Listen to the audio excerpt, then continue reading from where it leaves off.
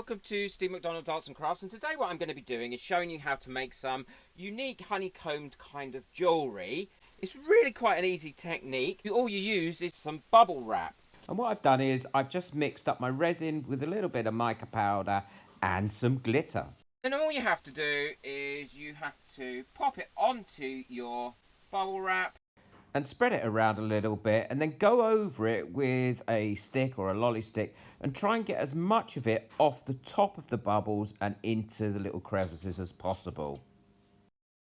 This is cured up now, and it does pull off quite easily off the bubble wrap, as you can see, and it's been curing about, I don't know, about 18 hours, so it is still a little bit flexible. Oh, look at all that glittery colour coming out. Lovely. And as you can see, because we rubbed the lolly stick over the top, you're left with all these little shards. Now, I quite like those little shards, and I will pop them in my pot of bits of resin to use in another project, because they might come in handy for something. I've got these pendant moulds, and these are what I'm going to put it in. So what I need to do first is I need to think about the size that I want them to be. So, and because it's quite soft at the moment, where it's not been curing for the full 24-36 hours, I can actually cut in fairly easily to it and get that to fit in there, not a problem. So I'm going to do one for there as well. That'll fit in there like so. So what I'm going to do is I'm going to go and prep the rest up, and then I'll show you how you can set these in to ensure that you get a good seal, and then you can add your other resin in as well. I've got all these cleaned up now, and I'm ready for my next step. And my next step is to pop these out. And then the other thing is to pop a little bit of resin, and I don't mean much, just enough to cover up the whole of the base, because you want something to allow the actual resin honeycomb that you've just made to stick to, ready for when you want to fill the actual colours in themselves. I will list everything that I've used today in the description below, so you can get hold of it really easily. And then I'm just using one of these little micro brushes to ensure that I've got just an even coating over it. And you'll see why I'm doing this once it's cured up a little bit, and I'll let this cure up probably for about 3 or 4 hours just so it goes sticky. It makes such a big difference. Also, what I'm doing is with this little micro brush is making sure that there's no bubbles attached to any of these corners, because you know what, I'm obsessed with bubbles ruining things. I'll allow that now to sit, cure up, and then I'll come back and show you why it's important to do it like that. This is cured up now. It's been going for about 5 hours, I would imagine. So all I need to do now is pop these in and gently pop them in top. I want to pop them in so that they are face down. I want to make sure that each bit is just touching that resin as well. There's one.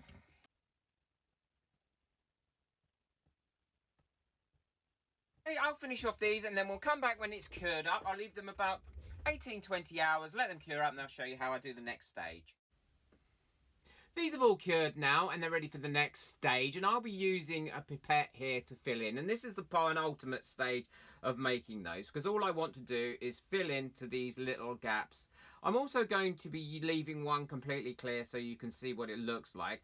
The two colours I'm using are a gold that I've made using gold mica powder, and a red that I've also made by using mica powder. So I'm just filling up my pipette here. I haven't clipped anything off the end of this because I actually want it quite a small hole. I'm wiping off the tip to make sure none drips off, because you know how messy I am. And what I'm going to do is I'm going to carefully fill up these holes with the resin, ensuring that I don't go over the holes or overflow it. You only need a little bit in here, because it would spoil the effect if you allowed these colours to fall over the blue honeycomb that you've made using the bubble wrap. And this video has been quite full of tips and tricks, and it's really useful to use up the things that are around your house. It's surprising how many things that you can use to create some great effects with your resin. So I'm just filling this up and I'm keeping this to one single colour, which is the gold. I'm being very careful to make sure that I get it into all the gaps. I could have been more careful, I suppose, when I cut up the honeycomb to ensure that I had bigger circles available at these edges. But I quite like the half circles and finished bits on these pendants, and I'm going to show you in a second what happens if you do overspill it. It isn't a major catastrophe. You don't have to wipe it all out and clean it all out and then start again. All you need to do is get yourself one of these small cotton buds like this. I always have a selection of these in my studio, and just wipe that over where you've put too much, and then that will just clean it off nicely, ready for when it cures and you're going to do the last stage to this resin mold. And these are fairly cheap, to be honest. I buy these from one of these pound shops or these really cheap shops. I buy a tub of them and they work perfectly for this. So here we go. I'm doing the rest now, and I'm not actually working this fast. Obviously, I've got it on quick. And I'm doing an assortment of colours using both the red and the gold, and making sure that I'm careful not to overfill each one. What I'll do is I'll keep an eye on these for the next 5 minutes, just in case there's any bubbles, but there shouldn't be any bubbles. And if there is, I'll just go over it with my long-necked lighter, like so, because I don't want to damage the mould. I'll cover these up, let them cure overnight, and then we'll come back ready to do the second part and the final part for this mould. That layer is cured now, and it's just ready for the final layer to go on. And all you need to do is, especially if you're using a pendant mould that has got its own little silicone bit in to create the hole, then just fill it up till it gets to just below that hole. And these are quite easy to fill up. Again, I use this pipette because I find that I don't make too much of a mess, over pour it, or get it all over everywhere, and I can really judge how much I'm getting in. I will link in the description everything that I've used today as well. Don't forget, hit that subscribe button if you're already not a member, and the notification bell so you don't miss out on any of my videos. Videos come out 3 times a week on a Tuesday, Thursday and Sunday. And leave me a comment if there's anything that you'd like me to experiment with, or if there's anything that you feel that you would like me to show you how to do, then please leave a comment. So I'll leave these now before I cover them up for their final good night and bedtime. I'll leave these for probably 5 or 10 minutes to ensure that I've got all the bubbles, that if any come up off them, using my long neck lighter.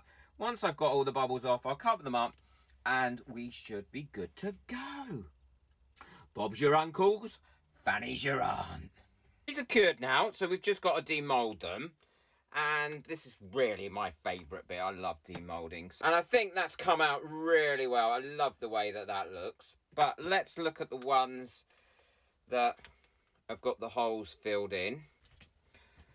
There we go. So that is the effect that you get with this technique. And to me, I just think it's just so different. And I'm going to dome a few of these as well. Thank you to all my members.